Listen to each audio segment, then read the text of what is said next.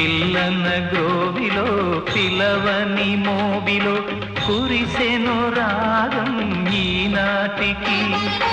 మట్టింటి రాయే మాణిక్యమైపోయే సంగీత రత్నాకరానా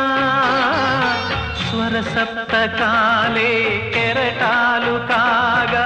ఆగంగ పొంగిందిలోనా స్వరరాగ గంగా ప్రవాహమే అంగాత్మ సంధాన యోగమే ప్రాప్తే వసంతేతి కాలికే